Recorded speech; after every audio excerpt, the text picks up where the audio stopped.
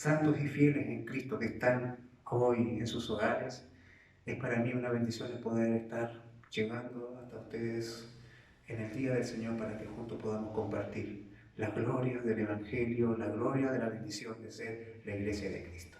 Le invito a que prepare su corazón para que tengamos un momento de adoración, de comunión, de edificación y exhortación a través de la palabra del Señor. Dios bendiga sus vidas, Dios bendiga sus familias, dispónganse, prepárense, apártense de todo para que este tiempo sea realmente provechoso. Dice el Salmo 118, verso 24, lo siguiente: este es el día que hizo Jehová, nos gozaremos y alegraremos en él. Que el Señor te bendiga, hermano. Prepárate y sé parte del día del Señor. Adoramos al Señor desde nuestras casas, unidos en un solo espíritu. Que el Señor te bendiga.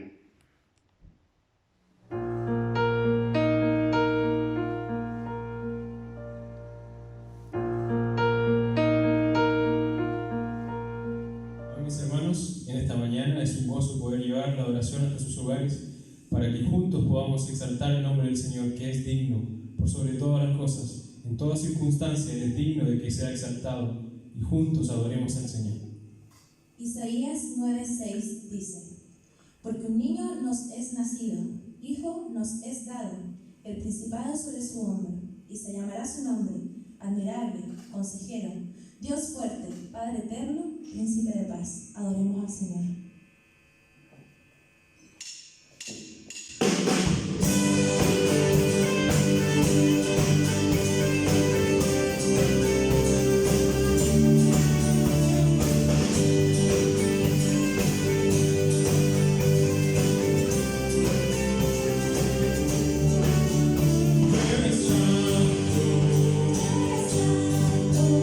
Poderoso,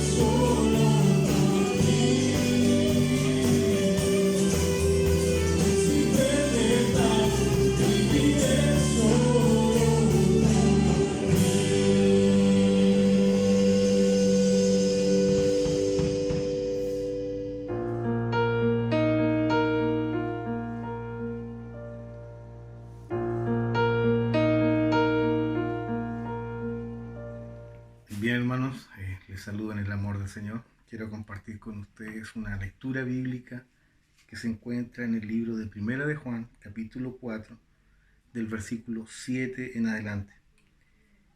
Dice: amados, amémonos los unos a los otros, porque el amor es de Dios, y todo aquel que ama es nacido de Dios y conoce a Dios.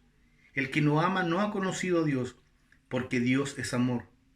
En esto mostró el amor de Dios para con nosotros, en que envió a su Hijo unigénito al mundo para que vivamos por él. En esto consiste el amor, no en que nosotros hayamos amado a Dios, sino que Él nos amó a nosotros y envió a su Hijo en propiciación por nuestros pecados. Amados, si Dios nos ha amado así, debemos también nosotros amarnos los unos a los otros. Nadie ha visto jamás a Dios. Si nos amamos unos a otros, Dios permanece en nosotros y el amor se ha perfeccionado en nosotros. En esto conocemos que permanecemos en Él y Él en nosotros, en que nos ha dado de su Espíritu. Y nosotros hemos visto y hemos testificado que el Padre ha enviado a su Hijo, el Salvador del mundo. Y todo aquel que confiese que Jesús es Hijo de Dios, permanece en Él y Él en Dios. Nosotros hemos conocido y hemos creído en el amor que tiene para con nosotros. Dios es amor, y el que permanece en el amor, permanece en Dios y Dios en él. En esto se ha perfeccionado el amor en nosotros, para que tengamos confianza en el día del juicio. Pues como Él es, así nosotros en este mundo. En el amor no hay temor, sino que el perfecto amor echa fuera el temor, porque el temor lleva así castigo, de donde el que teme no ha visto ni ha perfeccionado en el amor de Dios. Nosotros le amamos a Él porque Él nos amó primero. Y si alguno dice yo amo a Dios y aborrece a su hermano, es mentiroso. Pues el que no ama a su hermano, a quien ha visto, ¿cómo puede amar a Dios quien no ha visto? Y nosotros tenemos este mandamiento de Él, en que ama a Dios, ame también a su hermano. Es palabra de Dios. Dios les bendiga.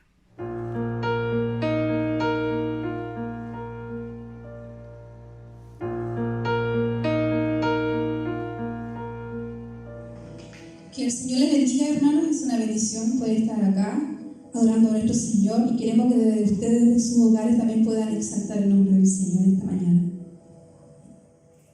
Colosenses capítulo 1, versículo 15 al 17, dice: Él es la imagen del Dios invisible, el primogénito de toda creación, porque en Él fueron creadas todas las cosas, las que hay en los cielos y las que hay en la tierra, visibles e invisibles, sean tronos, sean dominios, sean principados, sean potestades. Todo fue creado por medio de Él y para Él, y Él es antes de todas las cosas, y todas las cosas en Él subsisten. Adoremos al Señor.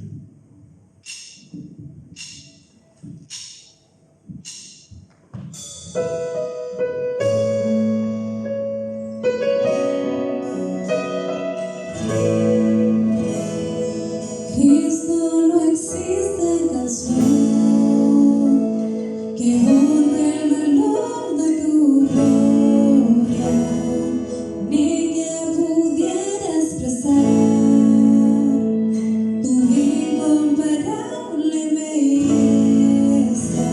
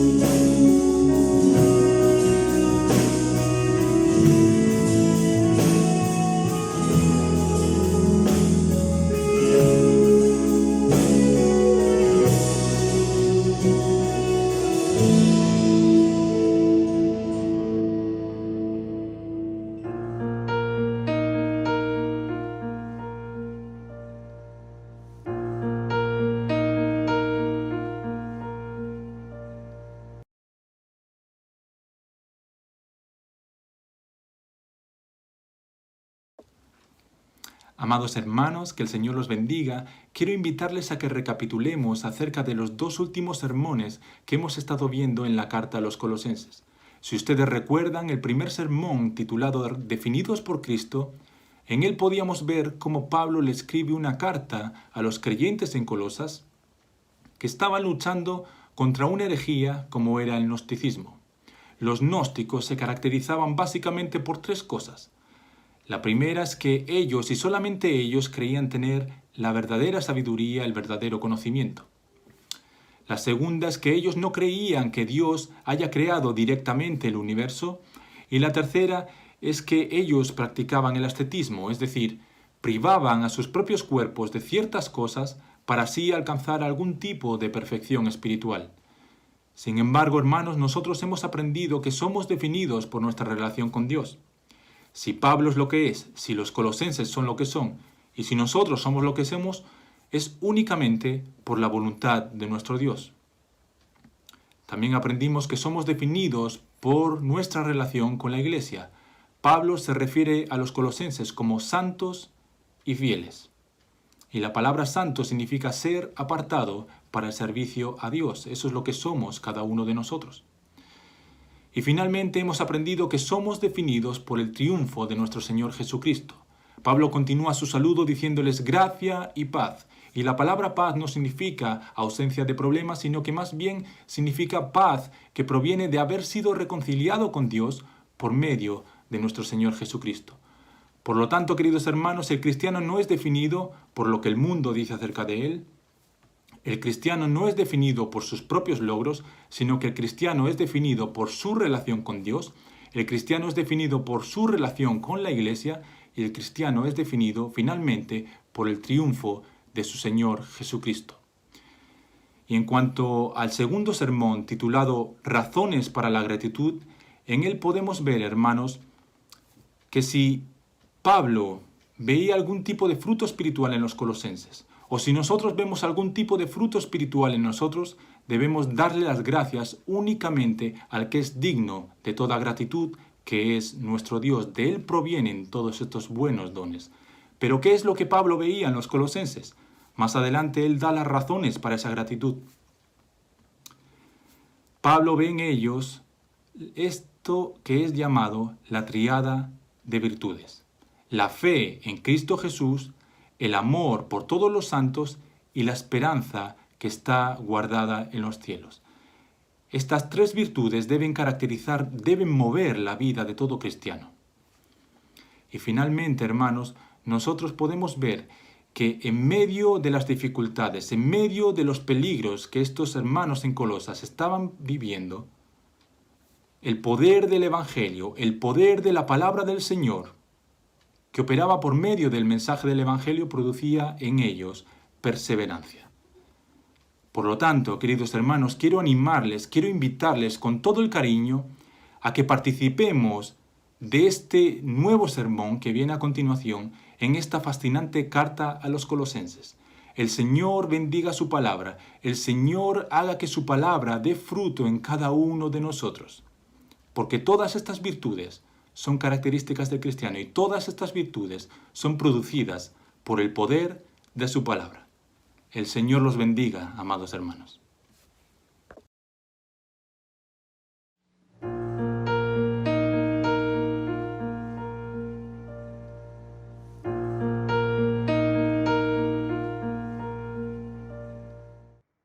Amada Iglesia, vamos a pasar ya a la palabra del Señor. Hemos adorado juntos el nombre de Dios y hemos sido muy bendecidos. Nuestros corazones han deleitado en el gozo de poder estar juntos, cantando, juntos, adorando a nuestro Dios. Y continuamos hoy con esta serie basada en la epístola de Pablo a los Colosenses, y en la cual hemos ido descubriendo gloriosas verdades, gloriosos principios de la vida cristiana que son importantes de considerar, porque es algo que la Iglesia debe tener siempre presente. Es cuán supremo, cuán glorioso, cuán superior es Cristo sobre todas las cosas. Y quiero invitarles a que me acompañen en la lectura bíblica de hoy y vamos a la epístola de Colosenses capítulo 1, del verso 9 al 14, y dice así la palabra del Señor. Por lo cual también nosotros, desde el día que lo oímos, no cesamos de orar por vosotros y de pedir que seáis llenos del conocimiento de su voluntad en toda sabiduría e inteligencia espiritual, para que andéis como es digno del Señor, agradándole en todo, llevando fruto en toda buena obra, creciendo en el conocimiento de Dios, fortalecidos con todo poder conforme a la potencia de su gloria, para toda paciencia y longanimidad, con gozo dando gracias al Padre que nos hizo aptos para participar de la herencia de los santos en luz, en la cual nos ha librado de la potestad de las tinieblas y trasladado al reino de su amado Hijo, en quien tenemos redención por su sangre, el perdón de pecados. Le invito a tener un tiempo de oración, hermanos. Oremos. Señor, presentamos nuestras vidas delante de ti, al ir a tu palabra. Sabemos que ella es la fuente inagotable de verdades que sostienen el alma, que satisfacen el corazón y en las cuales encontramos fortaleza, encontramos renovación, encontramos verdades que muchas veces nos confrontan pero que son necesarias. Pido que preparen nuestra mente, nuestros corazones para recibir tu voz y que este Señor caiga en buena tierra para que dé un fruto abundante para tu gloria. Lo pedimos en el nombre de Jesús. Amén. Creo, hermanos, que uno de los más importantes efectos que ha provocado la contingencia actual en la vida cotidiana de muchos creyentes es que la vida de oración de muchos se ha ido revitalizando. Por la experiencia que muchas familias me han compartido, me he gozado al saber junto con ellos que, al igual que en mi familia, por ejemplo, se ha revitalizado la vida de oración. Creo que esto debiese provocar expectativas gozosas en el corazón de cada uno de nosotros, porque si esto se está logrando en este tiempo, sin duda el futuro de la iglesia, las expectativas para la iglesia son gloriosas. Pues la oración es para el creyente como el respirar para el recién nacido. Así como el bebé cuando nace instintivamente, sin que se le demande, sin que se le enseñe, él comienza a respirar. Así también para el creyente, el orar debiese ser algo que debe fluir naturalmente de todo corazón renovado. Llevamos ya 2 semanas compartiendo una serie de sermones basados en la epístola a los Colosenses, donde vemos a Pablo movido por una urgencia al ver a los falsos maestros merodeando la iglesia de Colosas, y él escribe esta carta desde la cárcel con el fin de exhortar a los hermanos, de que ellos mantengan su vista puesta en la plenitud de la iglesia, la cual es Cristo nuestro Señor. Pablo los llama a ser llenos del conocimiento de la voluntad de Dios revelada en Jesucristo. ¿Por qué? Porque Él es quien define al creyente y Él es quien ha obrado gloriosos frutos espirituales en ellos. Y lo que hace que es inevitable que el hombre pueda dar toda la gloria a Dios por los resultados y las bendiciones que Él logra en la vida de aquel que salva. Lo que nos muestra al inicio de esta epístola, que como decíamos, toda carta comenzaba con un saludo, con una expresión de gracias, pero inmediatamente Pablo continuó esa expresión de gratitud con una petición, con una oración. Y al llegar a estos puntos, a estos textos, es como que si nosotros pudiésemos tener acceso, como suele ocurrir a veces, que usted llega al templo y hay un hermano orando y usted a veces instintivamente pone atención en lo que ese hermano ora. Y al escuchar lo que ese hermano ora, usted conoce qué es lo que llena la mente y qué es lo que compunge el corazón de ese hermano. Al leer estas líneas nosotros podemos ver qué es lo que llena la mente y compunge el corazón del apóstol Pablo. Y es importante, hermanos, que veamos qué es lo que Pablo ora, qué es lo que Pablo pide por sus hermanos. Y si uno considera la realidad de cada epístola en la cual él presenta sus oraciones por los santos, nosotros vemos de que nunca él oró, aunque eran personas muy amadas por él, muy queridas por él, nunca oró por un cambio de circunstancia para sus hermanos. Aun cuando las situaciones en esos tiempos eran realmente apremiantes, ellos vivían en una constante inseguridad porque los hermanos están siendo oprimidos por una violencia inusitada, están viviendo situaciones terribles, muchos de estos hermanos están siendo separados de sus familias, están siendo ejecutados, muchos de estos hermanos están perdiéndolo todo. Quizás Pablo hubiese podido orar: Señor, cambia al emperador, Señor, elimina a los falsos profetas, Señor, asegúranos un plato de comida siquiera para este día. Pero Pablo no concentra su oración en las circunstancias, y eso es interesante, porque habían reales necesidades. Sin duda nuestros hermanos de este tiempo vivían en una situación mucho más apremiante que la nuestra, pero la oración del siervo de Dios está concentrada en algo que va más allá de las circunstancias, de algo que va más allá de las cosas que el hombre carnalmente pudiese necesitar. Por eso, cuando él ora, así como cuando él da gracias, y en esto nosotros vemos cómo es la estructura de la oración de Pablo, él agradece y pide. Y cuando él agradece y pide, tiene una prioridad en cuenta. ¿Y cuál es esa prioridad? Él ora agradeciendo a Dios porque Él es el digno Dios de toda gratitud, y cuando Él pide con su mente anclada en la persona de Dios y en su gloria en medio de la iglesia. Él, cuando eleva peticiones, su prioridad sigue siendo Dios y sigue siendo su gloria en medio de su pueblo. Y esta oración está plasmada en esta apasionada oración que nosotros hemos acabado de leer, y que en el original, hermanos, como antecedente muy gráfico de la pasión del apóstol Pablo, cuando ora de esta manera, está constituida en una sola oración.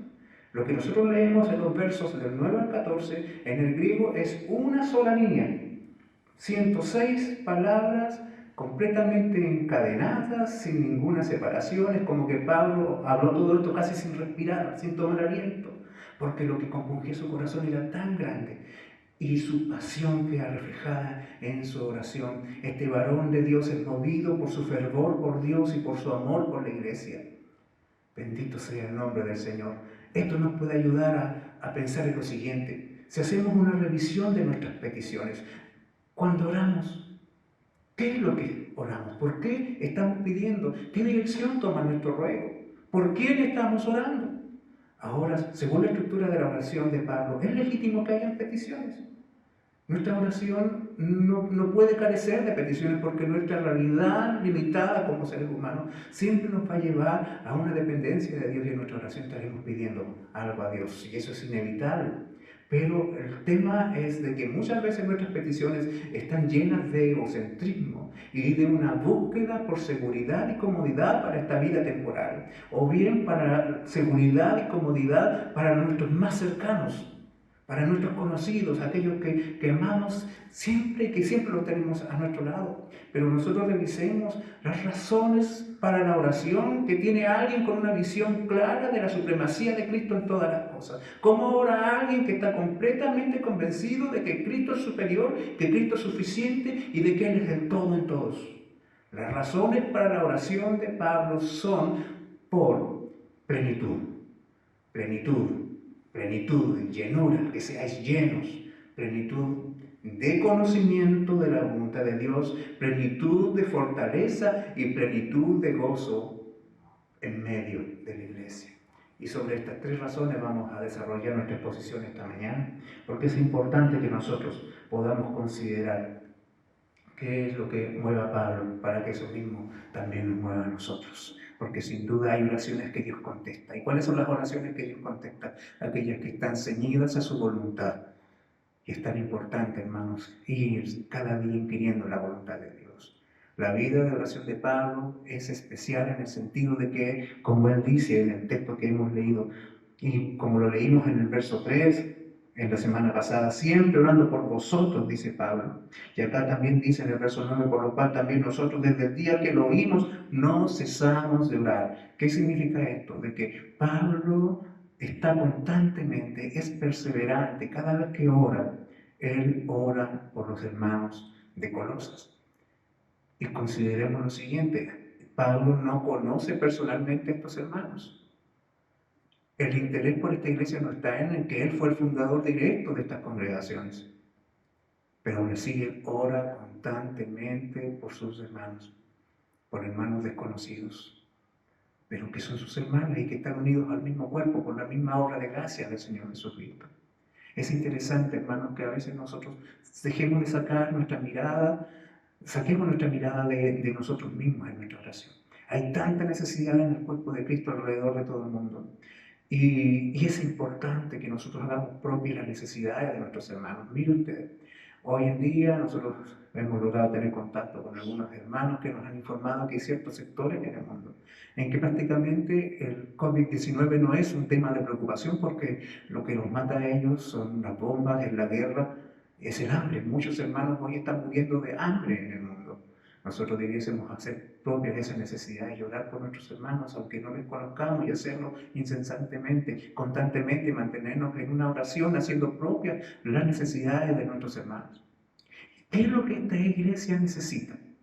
Pablo ha recibido un informe de parte del pastor Epafras, quien le dio a conocer los evidentes frutos de la gracia presentes en medio de la iglesia, aquellas cosas que nosotros conocemos como la triada de virtudes evangélicas, que permanecen en la vida de aquellos que son salvados realmente: el amor, la fe y la esperanza. Y en el caso de la iglesia de Colosas, en ellos estaba esa fe puesta en Jesucristo, el amor por todos los santos y la esperanza que ellos tenían guardada en los cielos. Y a causa de estas bendiciones, a causa de que esta iglesia manifiesta un evidente crecimiento, él pudiese decir: ok, está todo hecho, qué lindo, qué bueno, pero no, eso le demanda a él una respuesta. Él se siente compungido, él se siente movido a orar y a interceder por sus hermanos, porque si bien es cierto, hermanos, ellos están creciendo, el peligro no cesa de rondarles, por lo cual él, luego de dar gracias, se siente movido a interceder, pues está consciente de la continua batalla que significa para todo creyente vivir para la gloria de Dios, por lo que él pone en primer lugar la siguiente petición. Cuando él ora por esta iglesia, él ora diciendo: no cesamos de orar por vosotros y de pedir que seáis llenos del conocimiento de su voluntad en toda sabiduría e inteligencia espiritual. Los falsos maestros estaban introduciendo falsas enseñanzas al interior de la iglesia. Y ellos estaban usando un concepto que se había puesto muy de moda en esos tiempos en la iglesia de Colosas, y era la palabra que en el griego se traduce como pléroma, y que significa en nuestro idioma llenura o plenitud. El ofrecimiento de los falsos maestros consistía en algo así: si sigues nuestros rituales y te involucras en nuestro misticismo, si practicas nuestro ascetismo y te niegas de ciertas cosas, si escuchas nuestras enseñanzas que solo nosotros tenemos, porque solo a nosotros se nos han revelado, descubrirás el camino secreto hacia la verdadera plenitud espiritual. Porque Cristo aportó algo, pero no ha sido suficiente. Necesitas algo más y nosotros lo tenemos. La plenitud espiritual está en lo que nosotros te podemos enseñar. Entonces Pablo deliberadamente está tomando la palabra de los falsos maestros, la está usando ahora para su provecho y lo hace intencionalmente.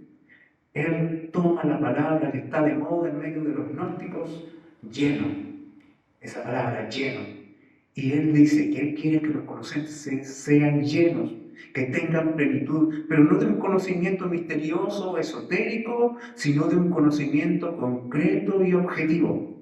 Ahora notemos algo, hermanos, que se ha venido marcando como una regla en estos 3 sermones. Primero, de que el pensamiento de Pablo es de que el cristianismo tiene un fuerte sentido de objetividad. Nosotros no creemos en el aire, no creemos en ideas, no creemos en la neblina, no, nosotros creemos en algo que es concreto, en algo que es real, en algo que es tangible, que es comprobable, que es evidente. Así también, hermanos, cuando nosotros vemos este sentido de objetividad anclado en la vida cristiana, entendemos de que la vida cristiana no está construida sobre especulaciones, sobre elucubraciones, sobre cuestiones que no se pueden sustentar en una base sólida. ¿Por qué? Porque la fe cristiana no vale nada si no está puesta en Jesucristo. Y el valor de la fe cristiana es objetivo, la persona de Jesús. Y cuando hablamos del amor cristiano, el amor cristiano también es objetivo. Uno no ama a las plantas, no ama la Pachamama, uno ama a los santos en el Señor. El objeto de amor del cristiano también es objetivo. Y cuando hablamos de la búsqueda del conocimiento en el cristiano, esta búsqueda del conocimiento también es objetiva, apunta a algo particular. ¿Y qué es aquello a lo cual apunta? Al conocimiento de la voluntad de Dios. Tiene una intención prioritaria: conocer la voluntad de Dios. Eso debe ser la constante búsqueda del conocimiento del cristiano. Ahora, cada vez que oímos hablar acerca de la voluntad de Dios, inmediatamente surge un velo de misterio que nos parece que solo puede ser dilucidado por una élite de iluminados al interior de la iglesia. Alguien que tenga una línea directa y que tenga revelaciones y que pueda mostrarme los misterios de la vida, los misterios de la voluntad de Dios. Pero la verdad, queridos hermanos, es que la voluntad de Dios está al alcance de todos los santos, de toda la iglesia, y no se requiere de un conocimiento misterioso, no se requiere de abrir una ventana ya en más allá, ni de una experiencia mística para saber qué es lo que Dios desea.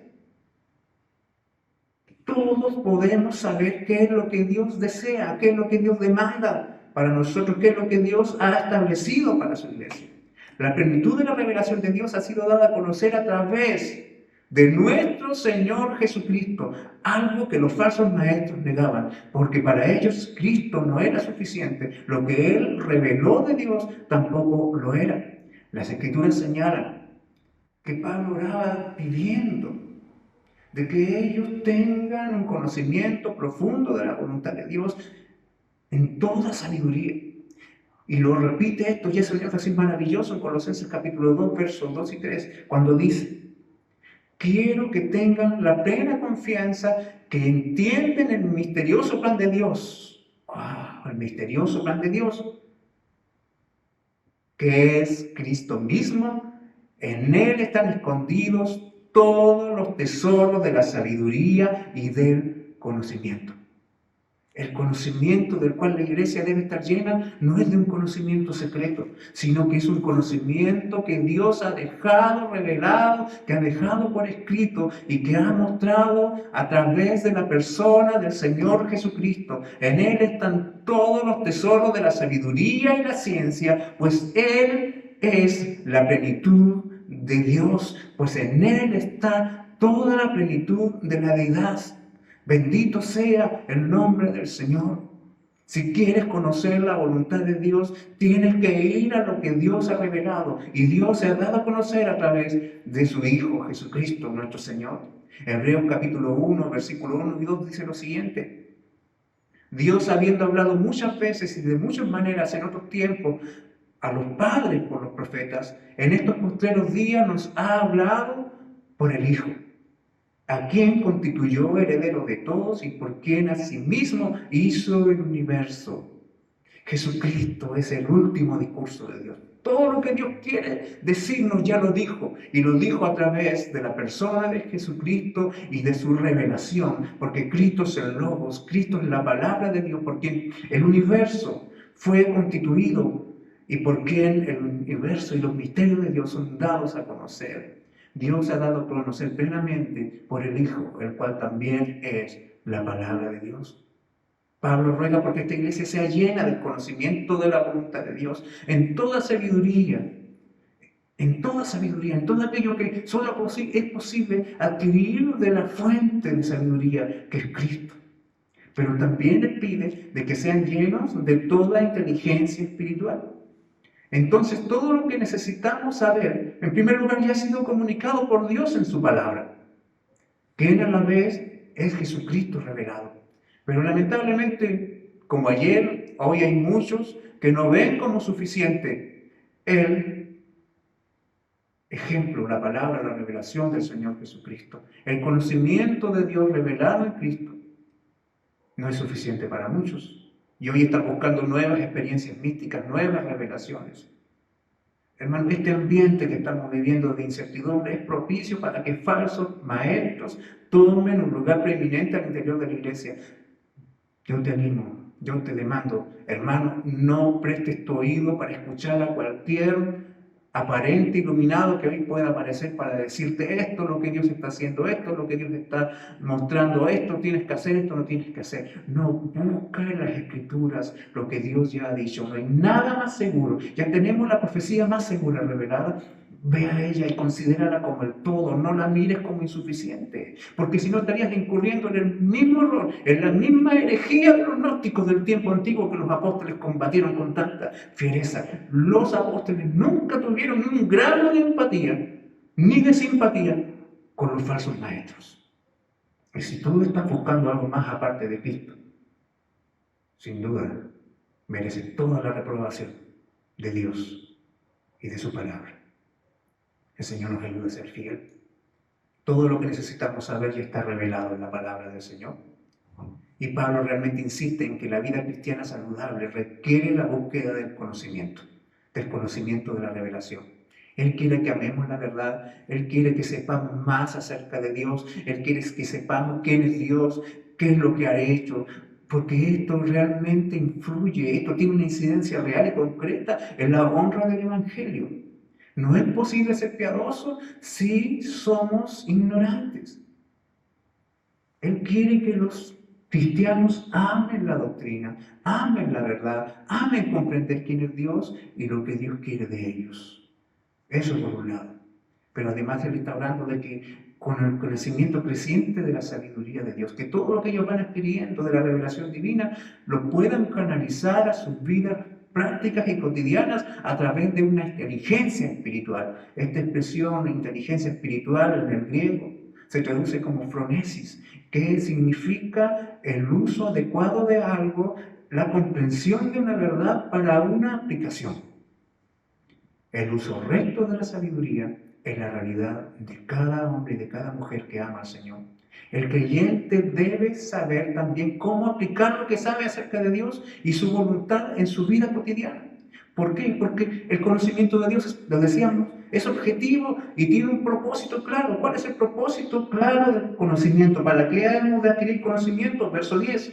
Para que andéis como es digno del Señor, agradándole en todo, llevando fruto en toda buena obra y creciendo en el conocimiento de Dios. Muchas veces la ignorancia de las Escrituras se traduce en falta de piedad, pero también tengamos cuidado. La presencia de conocimiento no siempre asegura santidad. Es necesario que el creyente sepa aplicar a su vida el conocimiento adquirido. Un aprendizaje completo se ve en la aplicación del conocimiento. Hoy existe una patética práctica entre muchos predicadores jóvenes, y esta es la de adquirir conocimiento teológico para impresionar y avasallar a los demás, pero no para vivir en santidad. Esto es realmente nefasto, esto realmente deja mucho que desear y es una mancha en el testimonio de la iglesia actual. Muchos hombres creen que adquirir conocimiento es comprar libros, y no es así. Adquirir conocimiento es vivir para la gloria de Dios, es vivir conforme a los deseos de Dios. El conocimiento cristiano tiene un objetivo claro: hacer que el creyente viva como a Dios le agrada. El Catecismo Menor de Westminster dice en su pregunta número 3, ¿qué es lo que principalmente enseñan las Escrituras? Y la respuesta es, lo que principalmente enseñan las Escrituras es lo que el hombre ha de creer respecto a Dios y los deberes que Dios impone al hombre. Lo que principalmente las Escrituras enseñan es lo que el hombre ha de creer acerca de Dios y los deberes que Dios le impone al hombre. Conocer la voluntad de Dios, no solamente saber los misterios de la persona de Dios, sino también saber qué es lo que Dios quiere que particularmente yo haga con mi vida para agradarle a Él. El conocimiento teológico, que no impacta el comportamiento del estudiante, es un tesoro sin valor, es oro sin brillo. Debemos tener como prioridad en nuestra oración que podamos aprender la voluntad de Dios, pero que también podamos aplicar la voluntad de Dios en cada aspecto de nuestras vidas. Debemos tener presente que el conocimiento de Dios transforma el corazón y renueva el corazón. ¿Cuál es el fin del conocimiento? ¿Cuál es el fin del aprendizaje? Salmo 119, verso 11 dice, en mi corazón he guardado tus dichos para no pecar contra ti. ¿Para qué guardas la palabra en tu corazón? Para no ofender a Dios, para saber cómo tomar decisiones, para saber cómo comportarte. Hay muchas personas que me preguntan y dicen, estoy viviendo tal necesidad y se me presenta tal oportunidad, ¿la tomo? Y muchas veces esa pregunta no está anclada en un deseo de conocer qué es lo que Dios quiere, sino en recibir un apoyo para hacer lo que yo quiero hacer. No es así como funciona la palabra del Señor. El Señor dice claramente lo que debe hacer una persona que está escogiendo un trabajo, que está empezando una relación. Le dice al joven a quien ha de buscar para enamorarse y emprender una vida junto a él. La Escritura está llena de tantas verdades tan necesarias. El problema está en que muchas veces nosotros escuchamos la verdad, pero preferimos desecharla porque no es lo que nosotros quisiéramos. Hermanos, el corazón es engañoso, sus deseos son engañosos. Si has de saber la palabra de Dios, es para que no peques contra Dios. Es para que no ofendamos al Señor.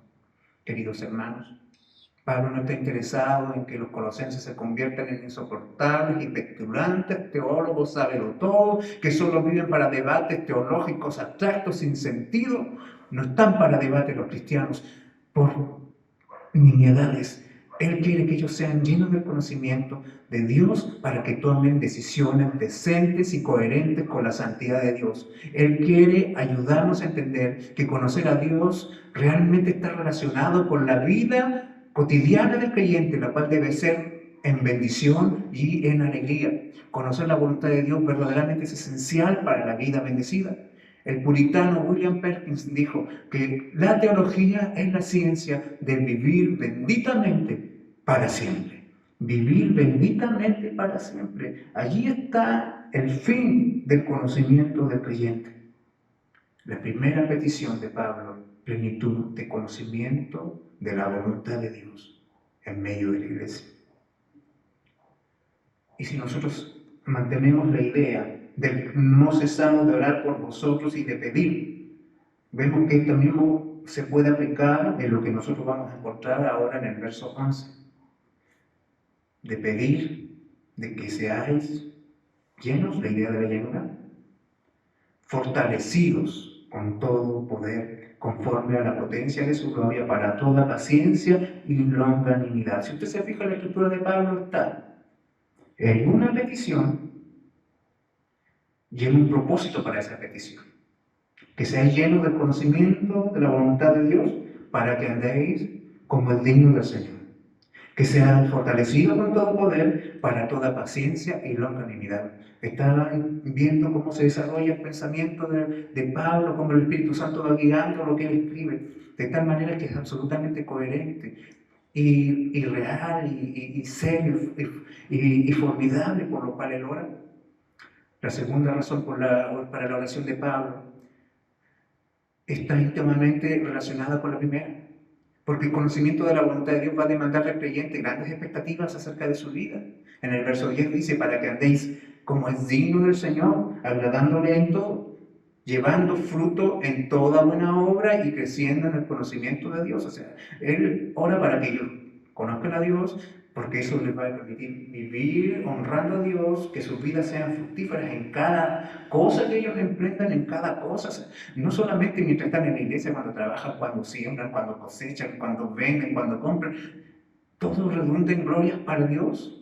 Y que una vez que conozcan, ellos siguen creciendo en el conocimiento.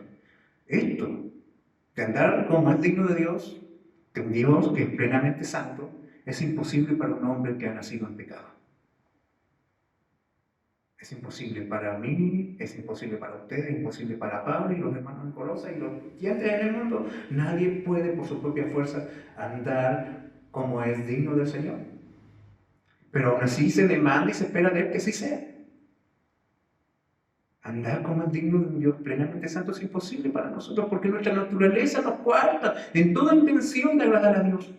Pero ese conocimiento de la revelación de Dios en Cristo no permite pasividad, no te deja estar quieto, no te deja rendirte. Dice, ok, mi naturaleza es así y aquí me quedo. No, debe existir una respuesta que en un principio no está al alcance de las solas fuerzas e intenciones humanas. Y por eso que Pablo ora y pide, porque es grande la demanda del creyente, pero él sabe de que hay un banco de recursos, que hay un estanque y una fuente inagotable de recursos para que el creyente viva conforme a la voluntad de Dios. Y por eso que Pablo ora para que ellos sean llenos de fortaleza para lograr ese objetivo, para que sean fortalecidos con todo poder, con todos los recursos que le harán capaces de lograr aquello que Dios les está demandando ¿Por qué? Porque ellos serán fortalecidos con todo poder conforme.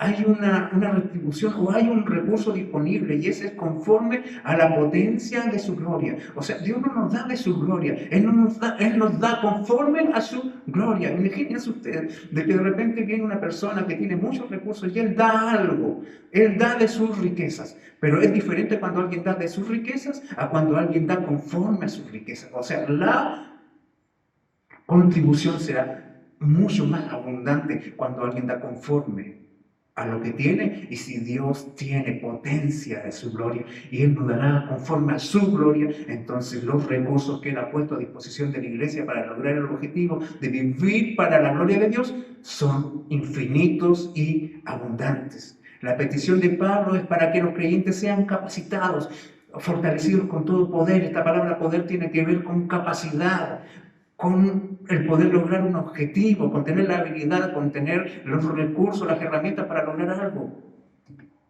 para que ellos puedan llevar a cabo lo que divinamente se le ha impuesto, para que ellos puedan cumplir su misión de vida. Cuando un creyente crece en el conocimiento acerca de Dios, también crece en valor, crece en fuerza, pues la plenitud de Dios en él le capacita para el ejercicio de su voluntad, pues Dios fortalece conforme a la potencia de su gloria, lo que garantiza un raudal de poder inagotable puesto a disposición de la iglesia, para que la iglesia sea todo lo que Dios quiere que sea.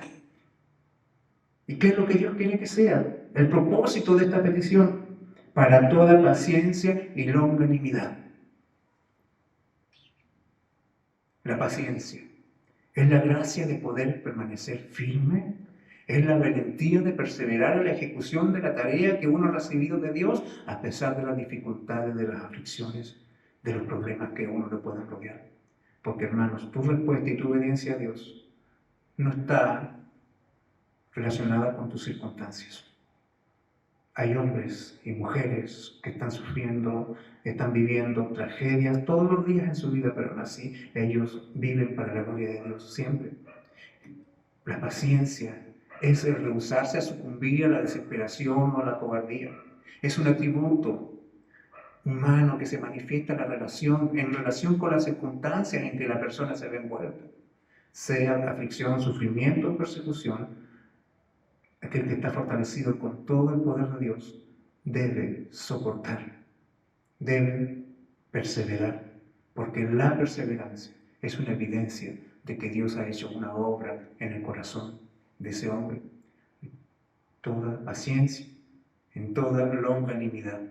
La longanimidad es una virtud que caracteriza a la persona. Si usted se recuerda, la paciencia tenía relación con la circunstancia, la longanimidad se requiere de la capacidad de sobrellevar no a las circunstancias, sino que a otras personas. Tiene que ver con aquellas personas que son tropezaderos, que afligen y que se oponen a que uno pueda cumplir con los planes de Dios en su vida. La persona que tiene longanimidad ejercita paciencia, rehusando rendirse. Si antes no nos rendíamos a la aflicción, a la persecución, a la tribulación, la longanimidad no nos deja rendirnos ante la ira, ante la venganza y la falta de perdón. Por lo tanto, cuando uno considera este atributo no solamente es humano, sino que necesariamente es producto de una obra de gracia de Dios en el corazón del hombre. Porque muestra la longanimidad, ese amor a toda prueba, como el amor que Dios tiene por sus hijos.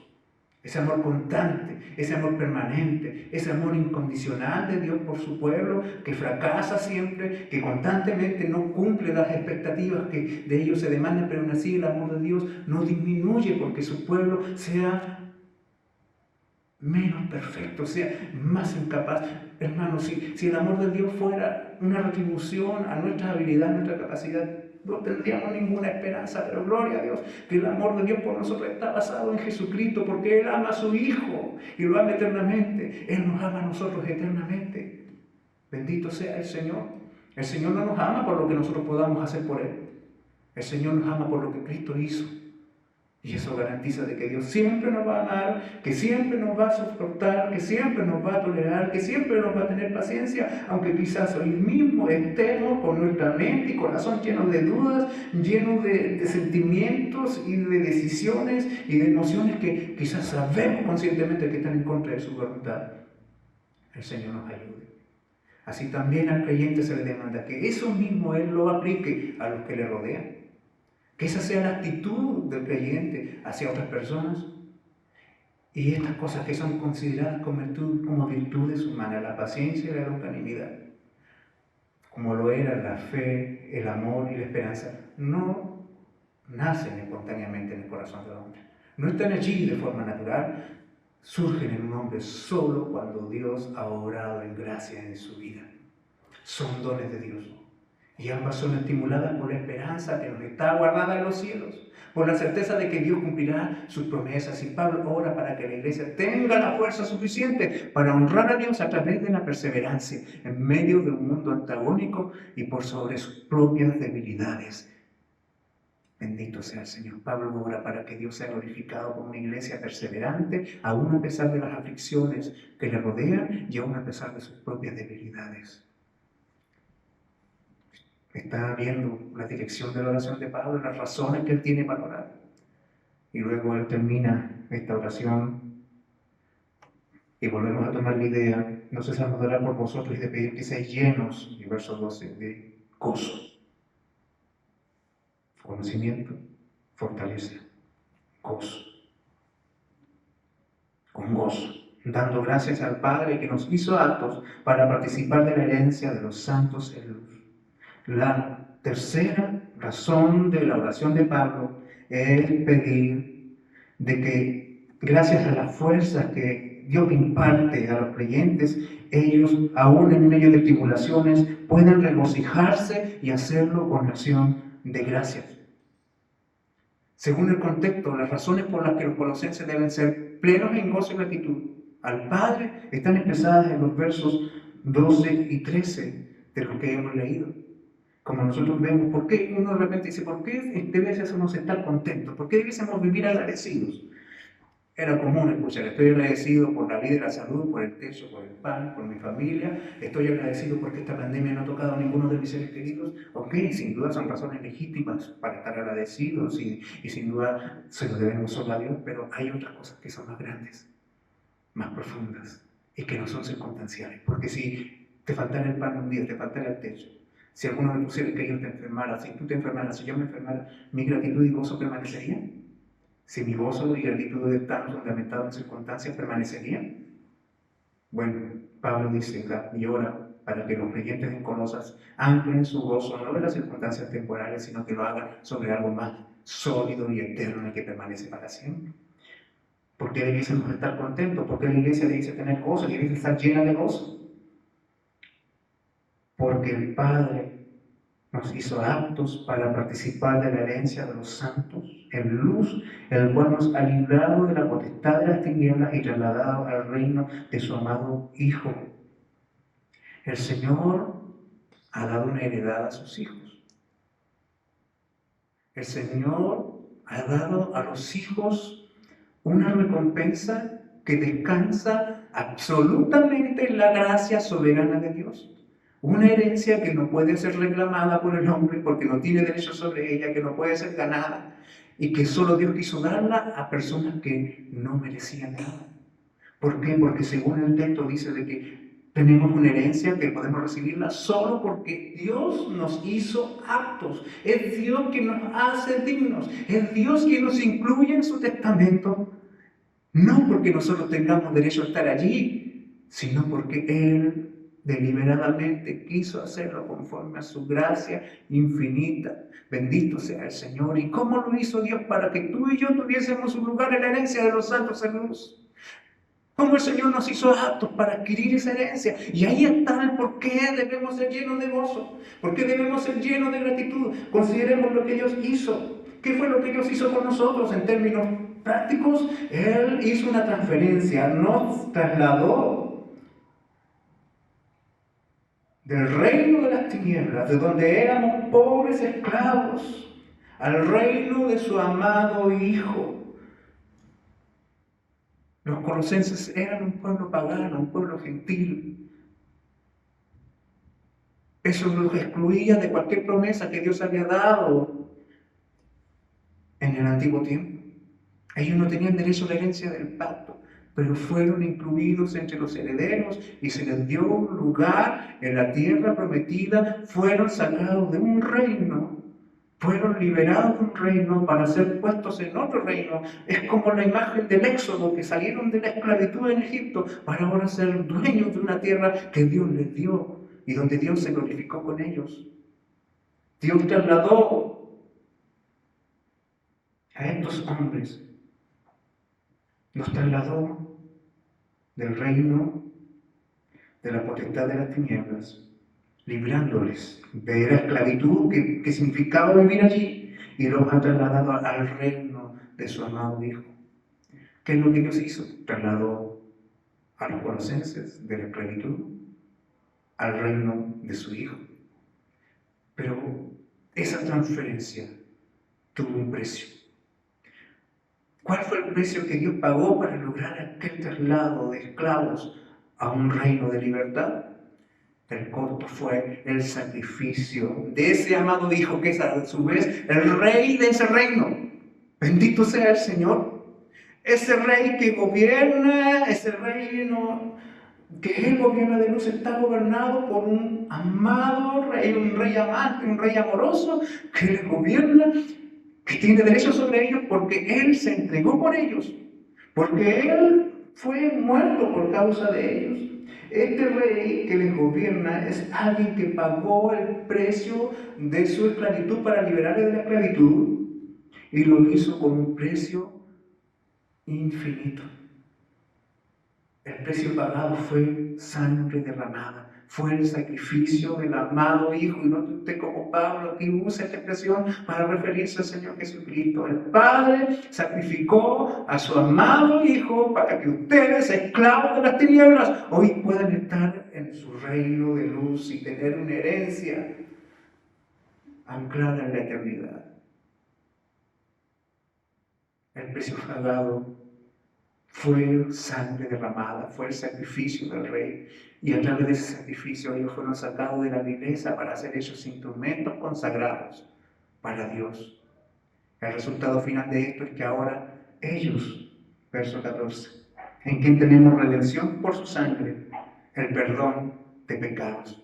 El resultado final de esto es que ellos ahora están perdonados. De que ya no hay pecado que se le imputen en su contra, porque Él ha pagado en su totalidad nuestras ofensas con su obediencia y su sangre en la cruz. Y ahora el destino es seguro, nuestro destino es seguro en Cristo. Oh, hermanos, miremos cómo ruega Pablo para que esta verdad esté grabada en los corazones, para que ellos vean la plenitud de sus vidas solo en Cristo. Nuestro destino, nuestro gozo están relacionados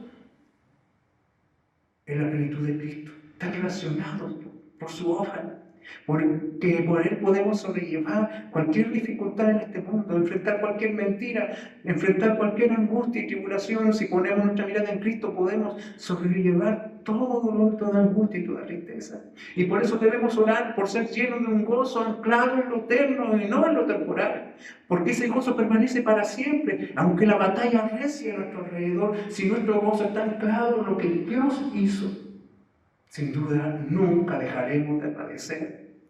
Filipenses capítulo 3, verso 20 dice: mas nuestra ciudadanía está en los cielos, de donde también esperamos al Salvador, el Señor Jesucristo. Nuestra ciudadanía está en los cielos, de donde también esperamos a aquel que nos hace ser ciudadanos, nuestro Salvador, el Señor Jesucristo. Queridos hermanos, el modelo de oración de Pablo no considera medidas parciales.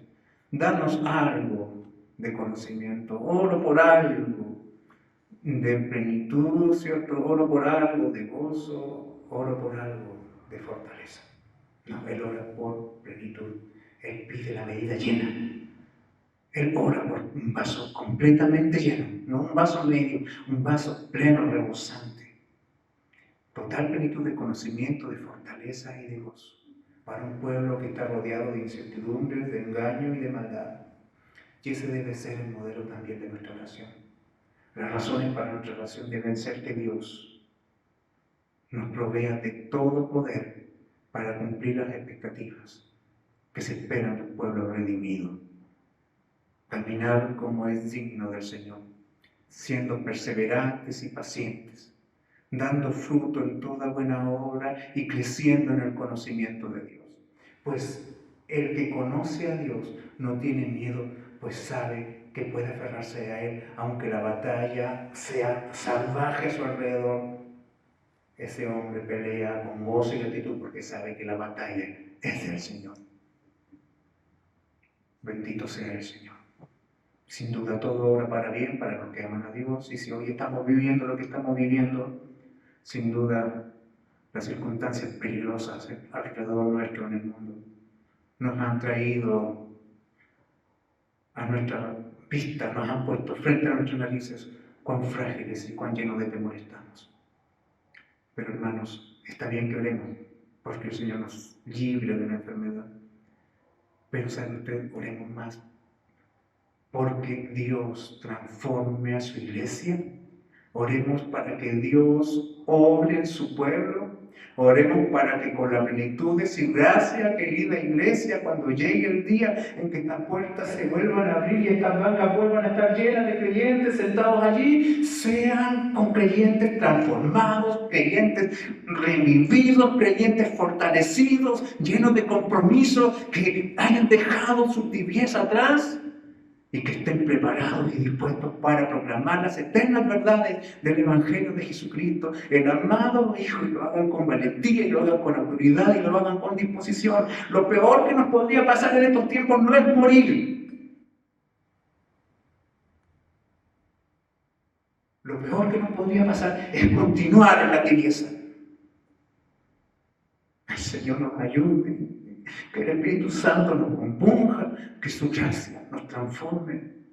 Amada iglesia, ora con sentimientos correctos, ora con una dirección correcta, ora pensando en la gloria de Dios, ora pensando en la gloria de la iglesia. Bendito sea el Señor. Queridos hermanos, te invito a que oremos. Señor, qué grande eres tú, qué poderoso y fiel eres tú. Te exaltamos, mi Dios, te bendecimos. Cuán grande es tu nombre en toda la tierra. Hoy en este día venimos delante de ti para agradecer. Que tú, Señor, nos hables. Ayúdanos, Señor, a hablar como Pablo lo hacía, a orar por una abundante plenitud de conocimiento de tu voluntad y de inteligencia espiritual. A orar por fortaleza, Señor, para cumplir con tus propósitos. A orar, Señor, para que en nuestro corazón nunca falte el gozo y la gratitud. Para que andemos como dignos de ti, dando buen fruto, Señor. Fruto que te glorifique, aun en tiempos como estos, Señor. Tú sigues siendo digno de toda honra y toda gloria, en todo tiempo y en todo lugar. Bendice a tu pueblo, te lo pido en el nombre de Jesús. Amén. Amén.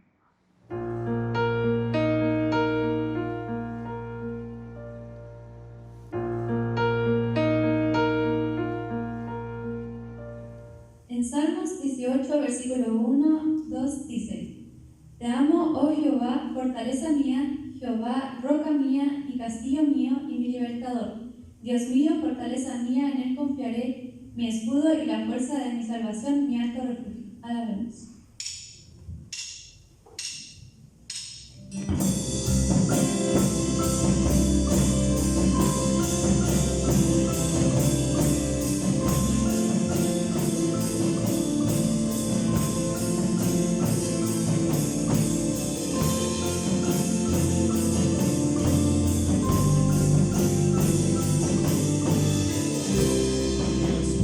esperanza está en Jesús.